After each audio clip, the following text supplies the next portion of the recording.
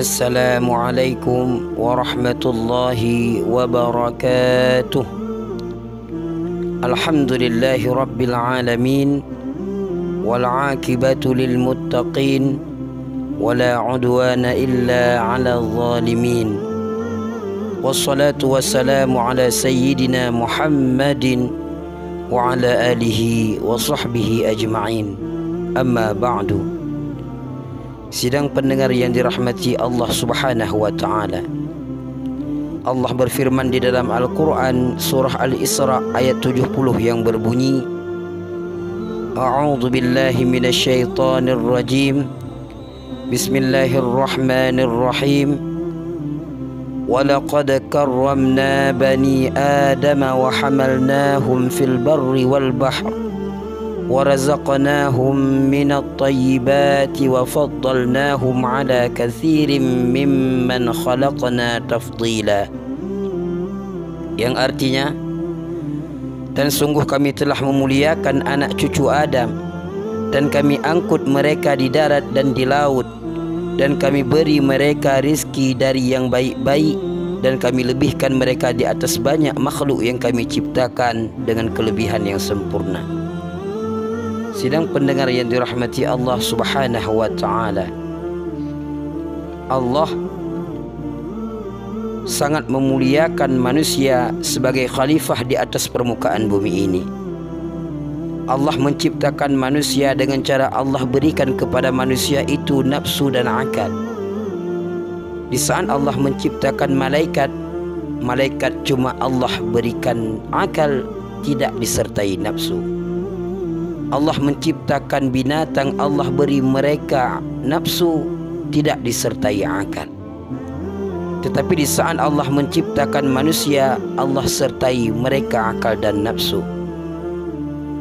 Sehingga apabila manusia bisa berpikir dengan akalnya, maka derajatnya lebih tinggi daripada derajat malaikat.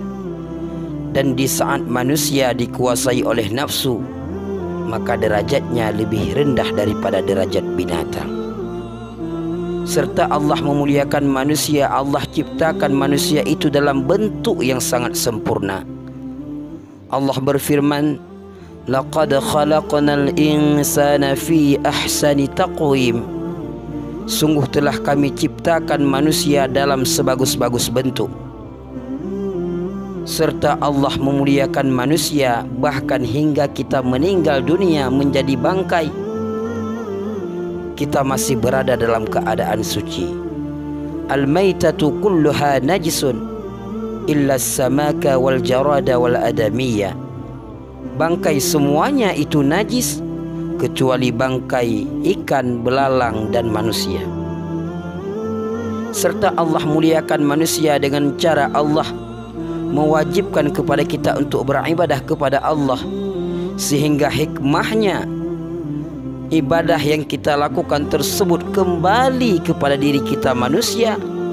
Dengan ibadah tersebut Allah tempatkan kita pada tempat yang layak, yaitu syurganya Allah. Dan Allah melarang kepada manusia untuk berbuat perkara-perkara maksiat, perkara-perkara yang diharamkan oleh Allah Subhanahu wa taala. Sehingga dengan larangan tersebut Allah tempatkan manusia pada tempat yang layak, yaitu syurganya Allah. Sidang pendengar yang dirahmati Allah Azza wa Jalla, Allah memerintahkan kepada kita untuk tidak mengkonsumsi perkara-perkara yang haram. Serta Allah memerintahkan kepada kita untuk mengkonsumsi perkara-perkara yang halal. Rasulullah sallallahu alaihi wasallam bersabda, Innal halala bayyinun wa innal harama bayyinun wa bainahuma umurun mustabihatun la ya'lamuhunna katsirun minan nas, ila akhiril hadis. Yang artinya, sesungguhnya yang halal itu nyata, sesungguhnya yang haram itu nyata, dan di antara halal dan haram ada perkara yang samar-samar, ada perkara yang syubhat yang kebanyakan manusia tidak mengetahuinya. Makanya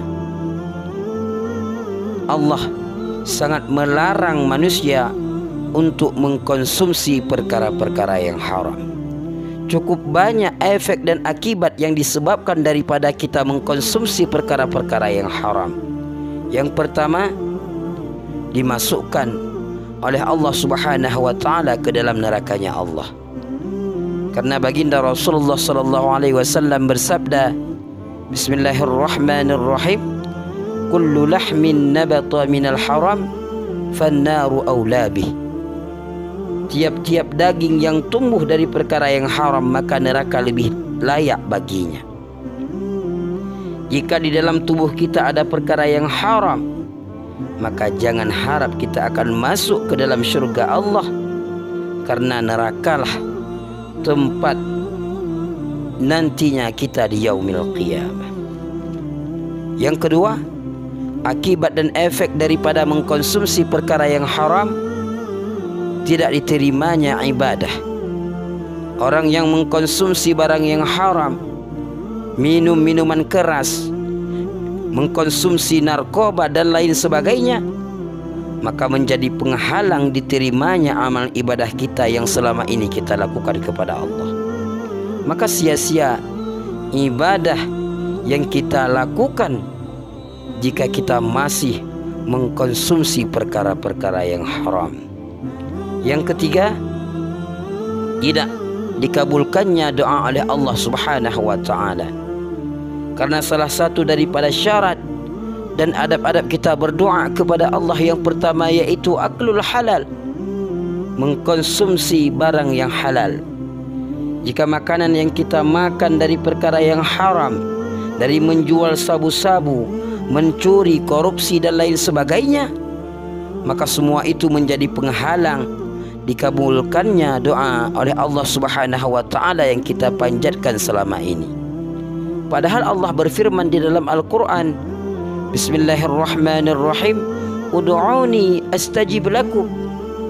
Mintalah kepadaku, niscaya aku perkenankan bagimu. Ternyata selama ini yang menjadi sebab tidak diterimanya doa yang kita panjatkan kepada Allah, karena kita masih mengkonsumsi perkara-perkara yang haram. Walaupun kita berdoa kepada Allah, mengeluarkan air mata darah tangan kita sampai ke langit, tetapi jika di dalam tubuh kita terdapat perkara yang haram, maka Allah tidak akan mengabulkan doa-doa yang kita panjatkan. Yang keempat, akibat daripada mengkonsumsi barang yang haram, tidak masuknya ilmu di dalam dada. Karena ilmu ini adalah cahayanya Allah. Al-ilmu nur, ilmu itu cahaya. Wa nurullahi la yuhda lil 'asi. Dan cahaya Allah tidak akan diberikan kepada orang-orang yang melakukan maksiat, kepada orang-orang yang mengkonsumsi perkara-perkara yang haram. Maka tidak akan masuk ilmu di dalam dada jika di dalam tubuh kita terdapat perkara yang haram. Sebagai perbandingan, kita memelihara ayam, sedangkan di dalam kandang ayam ada musang. Ayam dan musang tidak bisa hidup dalam satu kandang. Jika kita ingin ayamnya selamat, maka jangan ada musang. Begitu juga ilmu. Kalau kita ingin menghasilkan ilmu di dalam dada ini, maka tinggalkan maksiat, karena ilmu dan maksiat tidak bisa bertempat dalam satu tempat. Sidang pendengar yang dirahmati Allah Subhanahu wa taala, bagi orang tua yang anaknya sedang mencari ilmu Allah, maka jangan sekali-kali Anda berikan kepada mereka makanan-makanan yang haram, minuman-minuman yang haram, bahkan pakaian dari hasil yang haram. Karena sampai kapanpun mereka tidak akan berhasil di saat mencari ilmu jika kebutuhan mereka dipenuhi dengan perkara-perkara yang haram. Walaupun kita hidup bergelimpangan harta, rumah mewah, rumah megah, mobil yang indah, kalau semuanya kita dapatkan dengan cara yang haram dan dari hasil yang haram, maka tidak ada keberkahan, bahkan memudaratkan kita nantinya mulai dari dunia hingga nantinya di yaumil akhirah. Orang yang keseluruhan hartanya dari perkara yang haram, maka hakikatnya mereka bukanlah orang yang kaya, tetapi mereka adalah orang-orang yang miskin. Dan nanti di hari kiamat cukup berat pertanggungjawaban yang mereka pertanggungjawabkan di hadapan mahkamah Allah. Maka Allah akan bertanya, dari mana kamu dapatkan harta ini? Kemana kamu mempergunakan harta itu?